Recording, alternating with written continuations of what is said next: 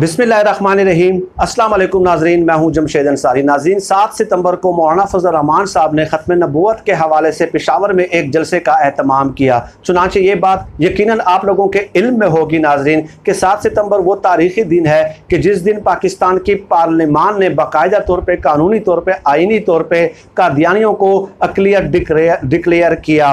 और नाजरीन, ख़त्म नबूवत हर मुसलमान के ईमान का लाजमी जुज़्व है और किसी शख्स के दिल में अगर इस हवाले से राय बराबर भी गुमान और शायबा गुजरता है तो वो मुसलमान हो ही नहीं सकता। चुनाचे ख़त्म नबूवत और नबी करीम सल्लल्लाहु अलैहि वसल्लम का आखिरी नबी होना हर मुसलमान के ईमान का हिस्सा है और इस पे हर मुसलमान का जान व माल और अहलो अयाल कुर्बान होने के लिए तैयार है। लेकिन यहाँ पे मसला नाजरीन क्या है कि मौलाना फजल रहमान साहब ने ख़त्म नबूवत के हवाले से जिस जलसे का एहतमाम किया, उस जलसे को उन्होंने अपने सियासी मकासद के लिए एक बार फिर इस्तेमाल किया। चुनाचे वो कहते हैं कि 2018 का इलेक्शन जो है वो धांधली ज़दा है। इसके अलावा वो कहते हैं कि नवाज शरीफ साहब पे करप्शन के बेबुनियाद और झूठे मुकदमात बनाए गए, नवाज शरीफ साहब से इंतकाम लिया गया। गोया ख़त्म नबूवत के हवाले से आपने जलसे का एहतमाम किया और आप जो है चोरों के फ़ज़ाइल उस जलसे में बयान करना शुरू कर देते हैं। और नाज़रीन, मुझे ख़त्म नबूवत के हवाले से मौलाना फजल रहमान साहब ने जो जलसे का एहतमाम किया, अच्छी बात है, करनी चाहिए। ज़ाहिर है लोगों की अकीदत है, मोहब्बत है और ईमान का लाजमी जुज़्व है। जैसे कि मैंने पहले कहा कि सवाल ही पैदा नहीं होता कि वो शख्स मुसलमान हो कि जिसके दिल में राय बराबर भी शक गुजरे, शायबा गुजरे इस मसले के हवाले से। लेकिन यहाँ पे मेरा मौलाना फजल रहमान साहब से एक सवाल ये भी है कि 2017 में जब नून लीग ने ख़त्म नबूवत के कानून में बाकायदा तौर पर तरमीम की और उन्होंने तस्लीम किया और वज़ीर कानून ज़ाहिद हामिद ने बाद में इस्तीफ़ा भी दिया, तो उस वक्त मौलाना फजल रहमान साहब ने ना कोई एहतजाज किया, ना कोई जलसे का इनेकाद किया, ना कोई आवाज़ बुलंद की, ना कोई प्रोटेस्ट किया, ना कोई एतराज़ किया।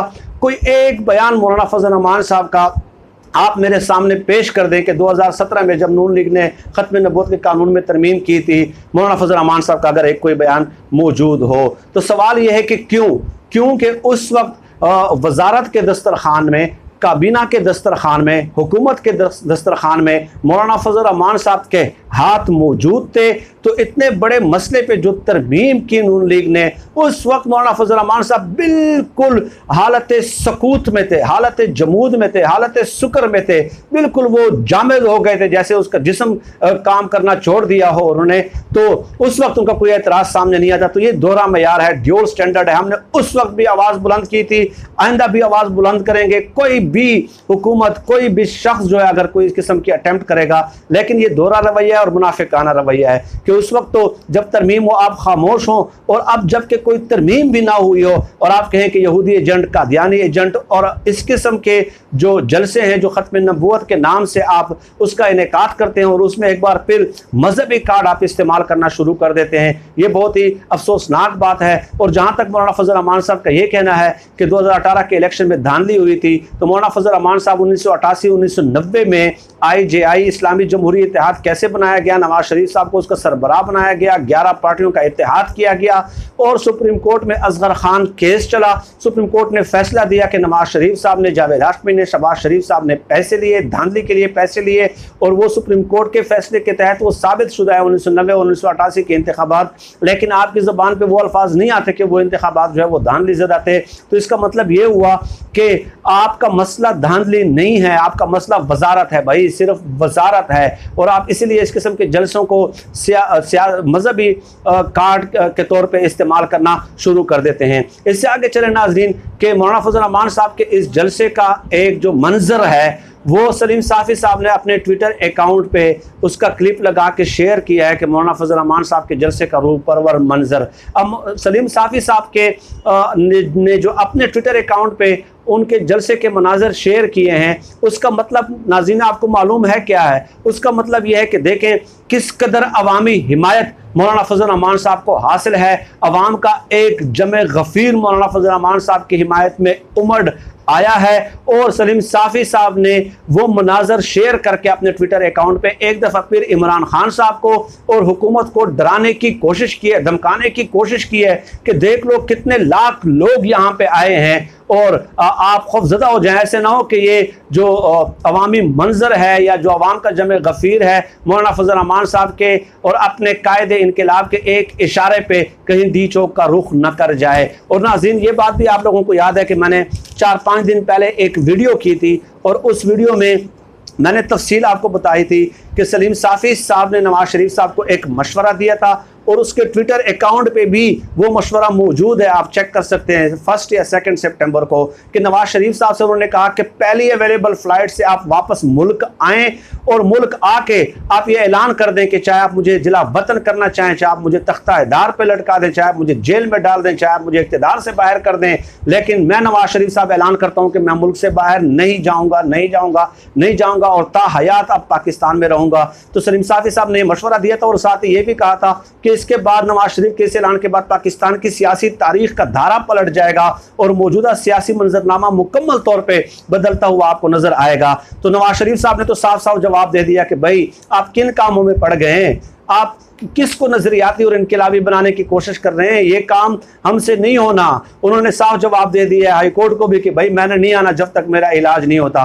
तो ये जवाब जो था इन हिमायतियों पे बिजलियां गिराने वाली बात थी। इसलिए अब उन्होंने मौलाना फजल रहमान साहब की जो पहलू में है वो सहारे ढूंढना शुरू कर दिए और मौलाना फजल रहमान साहब को एक खौफ की अलामत बना के हुकूमत को डराने और धमकाने की वो कोशिश कर रहे हैं। इसलिए सलीम साफ़ी साहब ने जो है वो एक ट्विटर अकाउंट पे उनके जलसे के रूह परवर मनाजिर जो है वो शेयर किए। हालांकि नाजरीन, जो जिस ट्वीट की मैं बात कर रहा हूँ मौलाना फजल रहमान साहब का जो शेयर किया सलीम साफ़ी साहब ने, उसी जगह पे उससे आगे पीछे थोड़ा सा आप देख लें 3 सितंबर 4 सितंबर को सलीम साफ़ी साहब कहते हैं कि नून लीग और पीपल्स पार्टी के पास इतनी अवामी हिमायत नहीं है कि लोग डंडे खाने के लिए बाहर निकल आएँ। उनके वोटर्स हैं लेकिन बाहर जो एहतजाज करने वाले सपोर्टर्स हैं वो इन दोनों पार्टीज़ के पास मौजूद नहीं है और नून लीग और पीपल्स पार्टी को आज भी जो है वो मौलाना फजल रहमान साहब की ज़रूरत है। तो गोया पूरी ज़िंदगी ये नून लीग और पीपल्स पार्टी को सलीम साफ़ी और इस किस्म के दूसरे लोग जो है आमिर मीर वगैरह वो प्रमोट करते रहे हैं। तो नून लीग और पीपल्स पार्टी ने इनको दुत्कार दिया है, इन्होंने बहुत सारे मशवरे दे दिए कि आप आएँ, वापस न जाने का ऐलान करें, नज़रियाती बने, इनकलाबी बने, लेकिन उनके किरदार ने अमलन इन सहाफ़ियों को जिन्होंने पूरी ज़िंदगी उनकी खिदमात सरअंजाम दी है उनके लिए और नून लीग पीपल्स पार्टी ने इनको मायूस कर दिया है। इसलिए अब ये ट्विटर पे जो है ना उनके जलसों के मनाजिर और हुकूमत को डराने की कोशिश करते हैं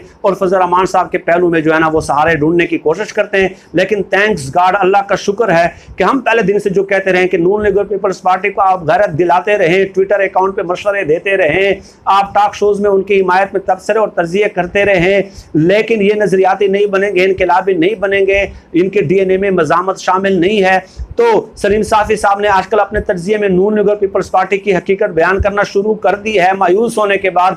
लेकिन मज़े की बात यह है कि उनसे मायूस होने के बाद, उनके दुत्कारने के बाद, ठीक है, वो मौलाना फजल रहमान साहब के पहलू में उन्होंने पनाह लेना शुरू कर दी है। और सेम यही हाल रियाम खान साहब का है कि उन्होंने भी ट्विटर अकाउंट पे जो है ना मुसलसल वो तज़िये दे रही हैं, अपने ट्विटर अकाउंट पे भी, अपने यूट्यूब पे भी और अपने ट्विटर अकाउंट पे वो ट्वीट्स भी कर रही हैं कि किसी ने अगर अपोजिशन का किरदार 2 सालों में अदा किया है तो वो मौलाना फजल रहमान साहब ने किया है। तो भाई पहले तो आप लोग नून लीग पीपल्स पार्टी के जो है ना दरों पे आप माथा टनकते थे और आप माथा आप रगड़ते रहे हैं, तो हम तो आपसे कहते थे कि आप न करें, ये आप लोगों को मायूस कर देंगे। आप लोग उनसे इनकलाब बगावत की उम्मीद रखते हैं तो आप लोग एक दिन आपका ये पूरा जो बयानिया है वो ज़मीन बोस होना शुरू हो जाएगा और आप लोगों को मुंह छुपाने की जगह नहीं मिलेगी। तो आप लोग नहीं मानते थे। अब भी हम आपको मशवरे देते हैं कि मौलाना फजल रहमान साहब को भी इतना प्रमोट न करें। भाई 20-25 साल जिनको प्रमोट किया है उन्होंने आपको मायूस कर दिया, तो ये भी आपको मायूस करेंगे। ये वीडियो रिकॉर्ड का हिस्सा बना लें कि मौलाना फजल रहमान साहब ने भी कुछ नहीं करना, ना वो कुछ कर सकते हैं, ना उनकी इस्तेताअत है और उनकी कीमत ही क्या है। मौलाना फजल रहमान साहब जैसे कि बंदे की जो कीमत लगाना है वो कतई तौर पे कोई मुश्किल काम नहीं है। सिर्फ एक वजारत की मार है उनका, और उनका इनकलाब नज़रिया और बगावत और उसूल पसंदी और सिविलियन बालादस्ती का जो वो नारा लगा रहे हैं और दानली का जो वो नारा लगा रहे हैं, ये सब कुछ दुरुस्त और जायज़ साबित हो जाएगा अगर उनको सिर्फ एक वजारत की लालच दे दी जाए, एक वजारत की कुर्सी दूर से दिखा दी जाए तो ये सब कुछ ज़मीन बोस हो जाएगा। आज के लिए इतना ही। पाकिस्तान जिंदाबाद। अल्लाह हाफिज़।